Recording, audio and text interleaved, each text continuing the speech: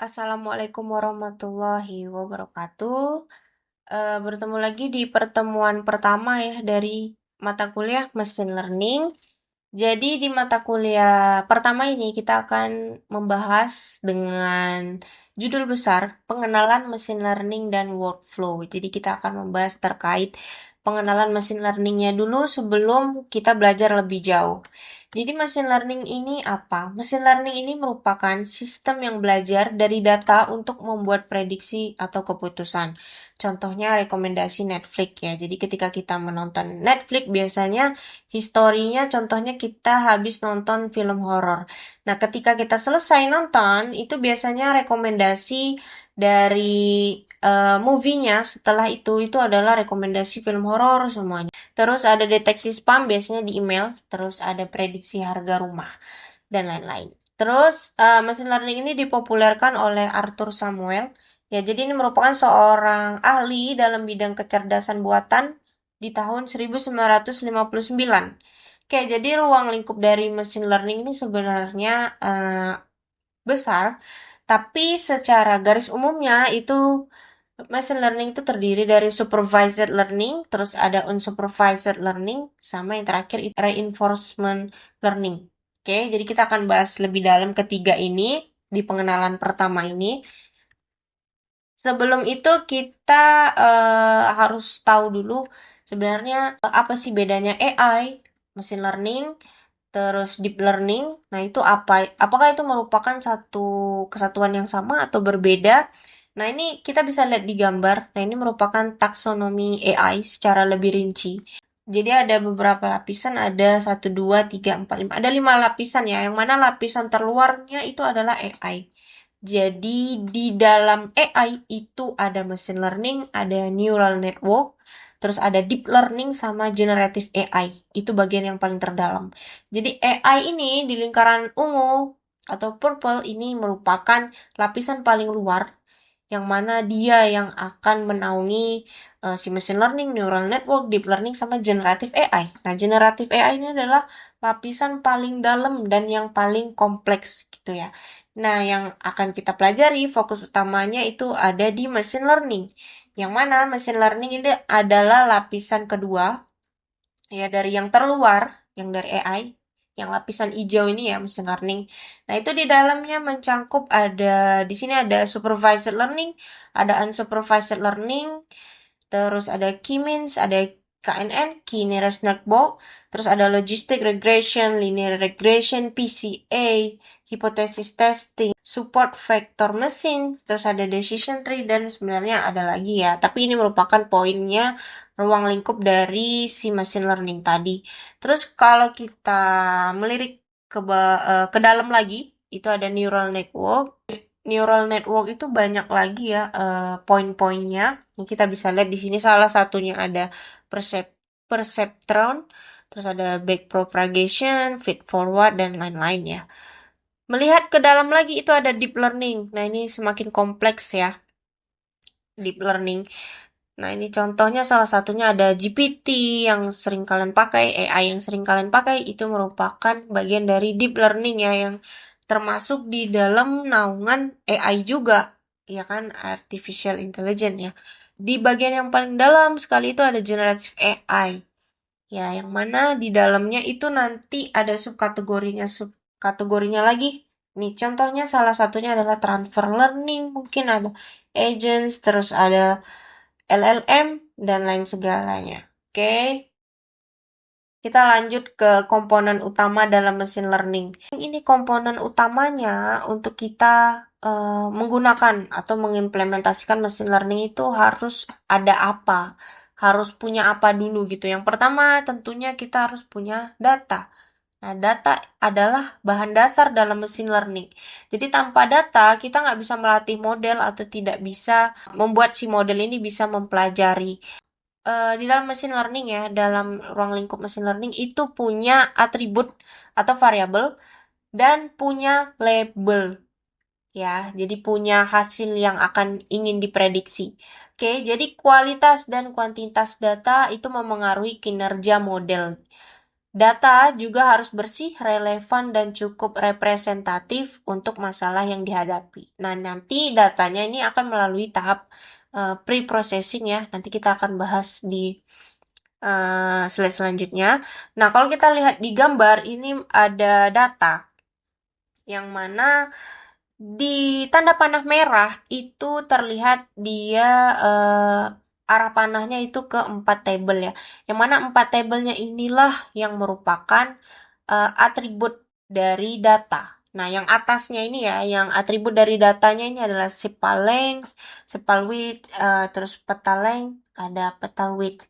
Nah, seperti itu. Nah, untuk yang tanda panah biru itu merupakan kelas atau label atau target atau hasil yang ingin kita prediksi. Itu datanya itu apa. Nah, kalau kita lihat di gambar ini, label datanya tuh ada 3 ya. Itu ada iris tasa, ya iris setosa, sorry. Ini datanya itu punya 3 label ya. Itu ada iris setosa, ada iris versicolor, ada iris virginica. Ya. Kalau untuk yang maksud dari nominal dan numerik itu jenis datanya aja. Kalau untuk label itu jenis datanya berarti nominal ya, teks. Terus kalau untuk data aslinya, data latihnya itu data numerik ya yang digunakan karena angka 0,2, 0,2, 3,0, 7,0 dan lain segalanya. Oke. Kita lanjut ke komponen utama lain dalam machine learning itu ada algoritma. Nah, algoritma ini apa? Algoritma ini adalah prosedur atau metode yang digunakan untuk melatih model dengan data. Jadi dengan algoritma ini bisa kita jadikan sebagai penentuan cara model untuk belajar dari data dan mengoptimalkan proses pembelajaran. Setiap algoritma itu punya cara kerja dan teknik optimasinya yang berbeda-beda ya, tergantung sama data yang kita gunakan. Nah, kita menggunakan data apa, cocoknya menggunakan algoritma apa. Nah, nanti kita akan bahas di slide selanjutnya. Algoritma ini cocoknya sama data seperti apa. Data seperti ini cocoknya sama algoritma seperti apa. Seperti itu. Nah, kalau kita melihat ke gambar, ini ada berbagai algoritma machine learning ya. Di sini ada 10 dan yang paling populer itu pasti kalian kenal namanya Naive Bayes. Nah, ini yang paling populer ya. Algoritma yang paling populer itu adalah Naive Bayes sama SVM biasanya. Support Vector Machine. Oke. Di sini kelupaan dimasukin ya. Tapi setidaknya kalian tahu beberapa algoritma machine learning ya. Algoritma atau model. Oke. Nah, untuk komponen yang lainnya itu ada model. Model itu apa? Model adalah kumpulan perhitungan matematis atau aturan yang dihasilkan dari proses mempelajari pola dari data. Nah, jadi model ini bisa berupa berbagai jenis algoritma. Nah, tadi kita kan bahas tentang algoritmanya. Ini model ya.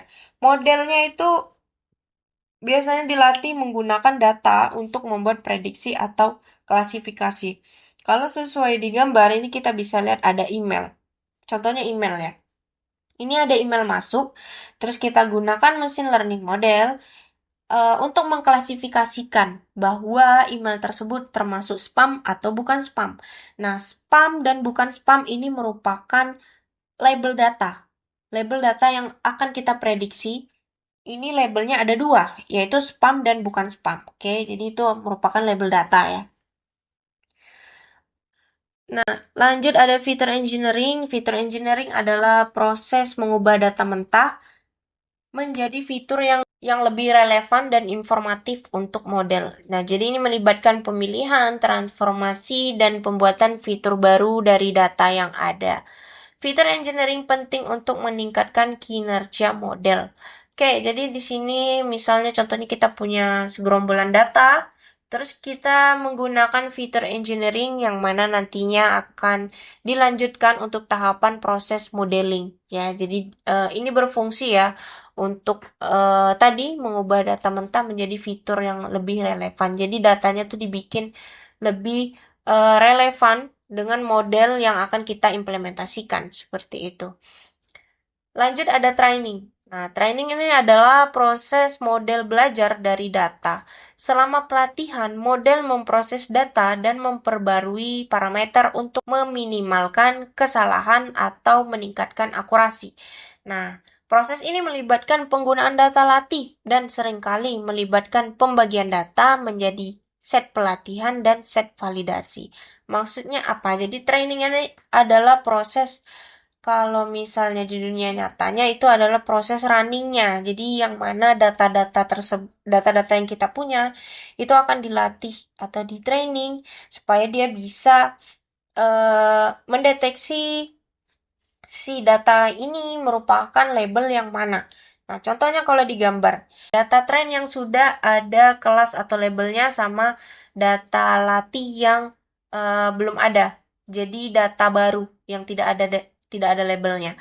Terus di situ ada komputer learning time. Jadi kita masukin datanya ke komputer. Nah, nanti komputer itu kan sudah kita modifikasi sedemikian rupa menggunakan machine learning, mengimplementasikan machine learning, dan akan diprogram menggunakan machine learning model. Oke, tadi data yang ada itu kita masukkan ke komputer dan diprogram menggunakan machine learning itu merupakan tahapan atau proses dari training, yaitu melatih data yang kita punya gitu. Lanjut ada evaluation. Evaluation adalah proses menilai kinerja model menggunakan data yang tidak digunakan selama pelatihan atau data uji ya. Jadi ini melibatkan metrik evaluasi seperti akurasi, precision, recall, and F1 score untuk menentukan seberapa baik sih model ini membuat prediksi atau mengklasifikasikan. Oke, jadi contohnya misalnya kita sedang mengevaluasi algoritma KNN misalnya ya. Jadi kita akan mengklasifikasikannya dia ini bagus atau buruknya itu sesuai dengan metrik evaluasi yang kita dapatkan. Ya, biasanya yang paling umum digunakan keempat ini ya, akurasi, precision, recall, dan F1 score. Dan yang paling dilihat atau yang paling menentukan model ini bagus atau tidak itu biasanya akurasinya. Ya, jadi akurasinya tuh berapa? Ketika kalian menggunakan model ini tuh akurasinya berapa? Jika akurasinya tinggi, berarti model dengan data yang kita punya itu cocok. Jadi ketika akurasinya rendah itu harus dicari tahu apakah datanya mungkin tidak cocok atau mungkin datanya terlalu sedikit atau mungkin datanya kotor karena kurang di telaah lagi ketika proses pre-processing atau segala macam. Ya, jadi pasti ada yang salah jika modelnya itu akurasinya rendah. Oke. Lanjut di sini ada hyperparameter tuning. Jadi hyperparameter tuning adalah proses mengoptimalkan parameter-parameter di luar model yang dapat memengaruhi kinerja model. Jadi hyperparameter tidak dipelajari selama pelatihan tetapi disetel secara manual atau menggunakan teknik pencarian otomatis. Oke, jadi saya pernah implementasikan hyperparameter tuning di tesis saya itu gunanya untuk seperti kalau bahasa mudahnya itu kita ngeboosting, ngeboosting si model supaya mendapatkan akurasi yang tinggi menggunakan hyperparameter tuning. Jadi nanti dia akan men-search sendiri kita menggunakan settingan yang mana supaya akurasinya tinggi. Lanjut ada deployment. Jadi deployment ini adalah tahap akhir ya, saat model yang sudah dilatih dan dievaluasi itu diterapkan dalam lingkungan produksi untuk digunakan pada aplikasi nyata. Ini melibatkan integrasi model ke dalam sistem atau aplikasi yang akan memanfaatkan model untuk membuat prediksi atau keputusan.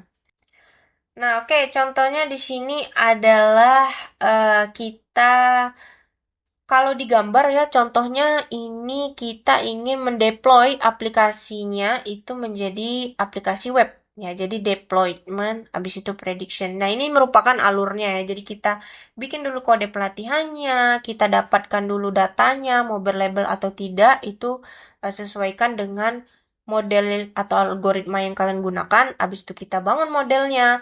Setelah modelnya sudah ada, kita implementasikan ke dalam aplikasi web. Habis itu di deployment, habis itu diproduksi ya. Nanti bisa dirilis ya. Oke, lanjut di sini ada jenis-jenis machine learning. Di sini saya masukkan semi supervised learning sebagai tambahan ya, karena teknologi cepat banget berkembangnya ya guys. Tadi di depan saya masukin 3 ruang lingkupnya aja, supervised learning, unsupervised learning, sama reinforcement learning. Di sini saya masukkan tambahan semi supervised learning, terus self supervised learning. Nah, ini sebagai tambahan aja ya, terbaru dari jenis-jenis machine learning, oke? Kalau pada gambar, kita bisa lihat supervised learning. Itu untuk data yang berlabel, ya. Jadi data yang berlabel contohnya kayak si email tadi, spam atau tidak spam. Nah, kalau untuk reinforcement learning itu nantinya untuk data policy, again, and environment, maksudnya si reinforcement learning ini tidak dilatih dengan data berlabel seperti dalam supervised learning ya contohnya. Jadi sebagai gantinya si RL ini atau reinforcement learning ya, kita singkat jadi RL ke depannya. Ini si RL menggunakan mekanisme trial and error untuk belajar dari interaksi dengan lingkungannya. Contoh nyata RL-nya lah, supaya lebih mudah dimengerti. Contohnya adalah robot ya, seperti uh, robot Boston Dynamics. Jadi robotnya ini mencoba berbagai gerakan dan menerima reward berdasarkan beberapa stabil atau efisien pergerakannya. Contoh lainnya, contohnya adalah mobil self-driving Tesla, itu menggunakan RL ya untuk mengoptimalkan keputusan seperti menghindari rintangan atau memilih jalur terbaik. Jadi bagaimana cara si RL ini bekerja? Contohnya kalau di mobil tadi, mobil itu belajar dari simulasi dan pengalaman nyatanya. Jadi dia mendapatkan reward untuk mengemudi yang aman dan efisien. Oke. Oke, kita lanjut ke machine learning use case. Jadi ada beberapa kasus nyata yang sering kita temukan dan itu menggunakan machine learning. Contohnya yang pertama ada di sini sistem rekomendasi. Deskripsinya adalah untuk merekomendasikan film, acara, atau produk berdasarkan riwayat aktivitas pengguna menggunakan teknik supervised learning atau unsupervised learning. Nah, ini contohnya ya.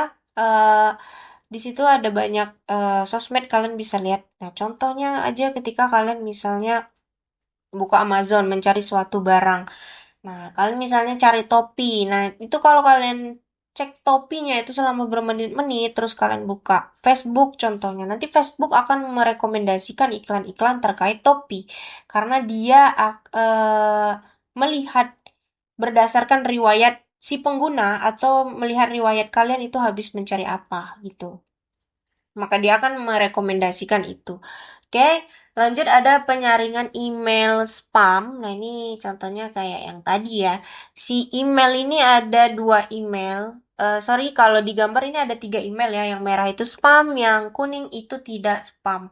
Jadi ketika ada 3 data masuk, contohnya 3 data masuk atau 3 email masuk, ketika diklasifikasikan, tentunya dia akan diletakkan pada folder yang berbeda. Oke, ketika dia spam, maka dia akan masuk ke folder spam. Maka jika dia tidak spam atau kuning, maka dia akan masuk ke folder inbox biasa atau kotak masuk utama. Oke.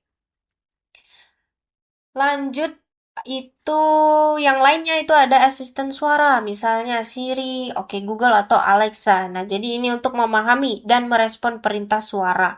Nah, ini menggunakan supervised learning ya. Biasanya untuk melatih modelnya itu menggunakan data percakapan berlabel dan teknik unsupervised learning untuk memahami konteks serta makna dari data suara yang tidak terstruktur. Seperti itu paparannya ya. Lanjut itu ada face detection. Jadi ini termasuk proses teknik supervised learning ya. Modelnya dilatih dengan data gambar berlabel ya. Jadi dia bisa mendeteksi muka. Kalau yang seperti terlihat di gambar, contohnya saya masukin itu adalah misalnya kita sudah memberikan label pada data itu, atributnya ada nama dan umur. Jadi ketika dia mendeteksi, dia akan menampilkan atribut nama dan umur. Contohnya di sini nama Diana, umur 21. Atau temannya namanya Bilkis, umurnya juga 21. Oke, jadi ini juga biasanya kita temukan ya kalau di zaman COVID itu contoh lainnya itu kalau di zaman COVID itu adalah memprediksi manakah yang tidak menggunakan masker dan yang menggunakan masker gitu ya. Itu bisa menggunakan face detection. Oke, atau mendeteksi buah ketika buah ini sudah matang atau belum. Nah, itu kita bisa menggunakan itu. Jadinya object detection ya kalau seperti itu. Nah, kalau ini kan ruang lingkupnya face detection jadi biasanya untuk wajah gitu. Oke, kita lanjut yang lainnya itu untuk deteksi penipuan. Nah, ini contohnya di bank ya. Bank itu menggunakan machine learning untuk mendeteksi transaksi yang mencurigakan. Algoritma menganalisis pola transaksi normal dan menyimpang untuk mendeteksi aktivitas yang tidak biasa menggunakan unsupervised learning. Tuh. Nah, jadi kalau misalnya kalian ngeh ya atau pernah ada kasus di mana orang ini biasanya transfernya nggak pernah di atas 50 juta, misalnya ya. Orang ini nggak pernah transfer di atas 50 juta. Tapi pada hari ini, bank itu mendeteksi bahwa nasabah tersebut tiba-tiba mentransfer 50 juta ke rekening mana gitu. Nah, itu biasanya akan dilakukan autentifikasi lagi. Apakah benar pengguna atau nasabah yang aslinya yang mentransfer atau orang lain gitu ya, atau penipuan gitu ya. Jadi lanjut ada diagnostik kesehatan. Jadi mesin learning digunakan dalam analisis gambar medis seperti MRI untuk membantu mendiagnosis penyakit. Jadi algoritma mesin learning dilatih dengan gambar medis yang sudah diberi label dengan kondisi kesehatan tertentu untuk mendeteksi penyakit atau kelainan. Nah, kalau misalnya kalian bisa cek contoh nyatanya, misalnya kita memprediksi penyakit kulit. Nah, contohnya gitu ya, kalian bisa temukan di jurnal-jurnal terdekat Anda yang bisa kalian searching di internet.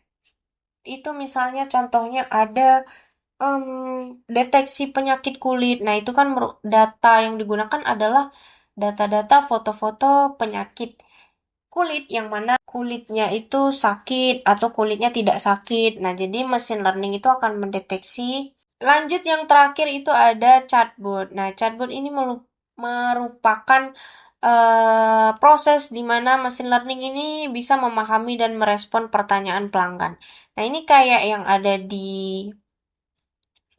di kayak Facebook sama WA itu udah punya AI-nya. Kalau kalian sadar di bagian atasnya itu kalian bisa ketik apa aja di situ. Bahkan kita bisa chattingan sama dia atau chat GPT itu termasuk chatbot yang kompleks ya. Tapi kalau chat GPT ya itu udah masuk ke deep learning, udah beda ranah lagi.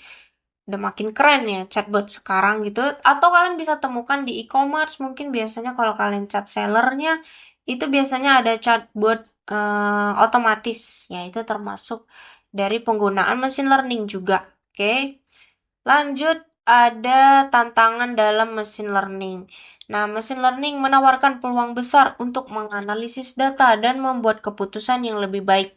Tetapi prosesnya tidak bebas tantangan. Maksudnya adalah tetap ada tantangan yang harus kita lewati ya di era perkembangan yang semakin berkembang ini gitu ya. Nah, di sini yang pertama tantangannya itu adalah kualitas data. Data yang digunakan dalam mesin learning harus bersih dan bebas dari kesalahan. Nah, ini poin pentingnya adalah di preprocessing data ya, di tahap pembersihan data. Jadi kalau datanya yang hilang atau data yang duplikat atau data yang jenis datanya berbeda gitu ya atau outlier gitu, itu bisa dibuang ketika proses pre-processing data. Oke. Jadi data-data yang tadi yang hilang kosong, nol duplikasi atau typo segala macam itu sebenarnya bisa memengaruhi akurasi model. ya. Jadi ada baiknya untuk dihilangkan ketika proses pre-processing data. Oke, lanjut yang kedua ada keterbatasan data. Data yang tersedia tidak mencukupi untuk memodelkan masalah dengan baik. Jadi ketidakseimbangan antara kategori dalam dataset, misalnya jumlah kasus fraud yang jauh lebih sedikit dibandingkan transaksi normal, itu dapat menyebabkan model cenderung untuk mengabaikan kategori yang minoritas dan menghasilkan performa yang buruk. Jadi kalau performanya buruk itu hasilnya itu keluarannya atau outputnya itu jadinya nggak valid ya, karena adanya ketidakseimbangan data dari masalah keterbatasan data tadi. Oke, lanjut yang ketiga, pemilihan model dan algoritma.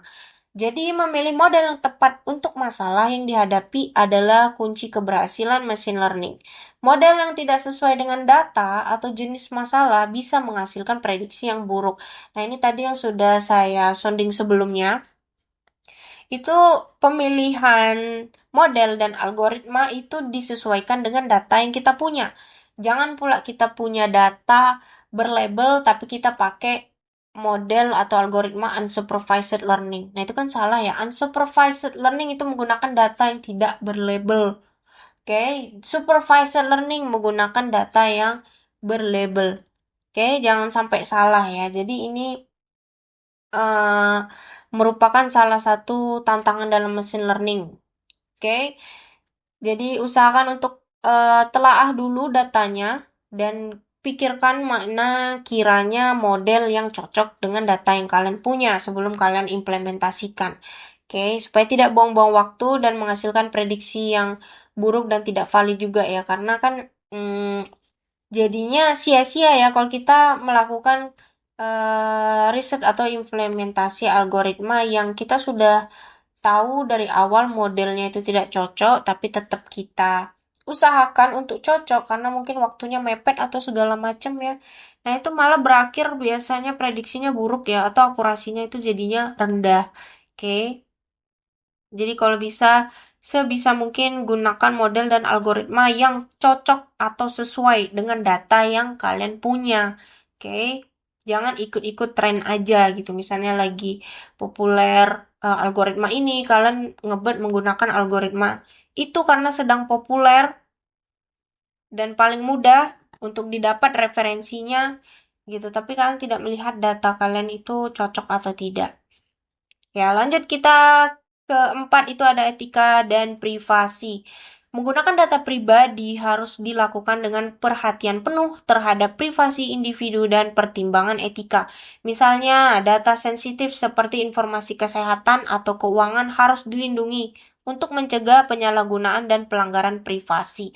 Nah, jadi ini terkait tentang etika dan privasi ketika pengambilan data ya. Jadi, usahakan menggunakan data yang tidak sensitif, dan kalaupun menggunakan data yang sensitif itu pastikan keakuratannya dan izinnya ya, itu yang paling penting.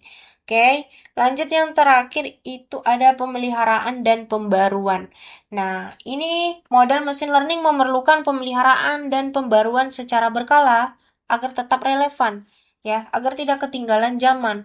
Data dan pola dalam data bisa berubah seiring waktu, sehingga model yang sudah ada mungkin menjadi usang jika tidak diperbarui. Nah, ini maksudnya adalah kita maintenance model atau algoritma itu bisa kita tambahkan, contohnya tadi, kita bisa tambahkan menggunakan hyperparameter tuning mungkin, supaya algoritma yang kita gunakan akurasinya tinggi. Nah, itu salah satu pembaruan ya, pembaruan algoritmanya. Oke, lanjut mungkin ke question ya. Question satu aja ya untuk keperluan absen. Jadi saya minta untuk teman-teman untuk menuliskan 3 contoh machine learning di dalam aplikasi yang kalian gunakan sehari-hari. 3 contohnya ya. Jadi kalian sebutkan 3 contoh aplikasi dan di mana letak machine learningnya di dalam aplikasi tersebut. Oke, dijabarkan. Oke, terima kasih. Mungkin cukup sekian untuk pertemuan machine learning pada hari ini. Terima kasih teman-teman atas waktunya. Saya tutup dengan Assalamualaikum warahmatullahi wabarakatuh.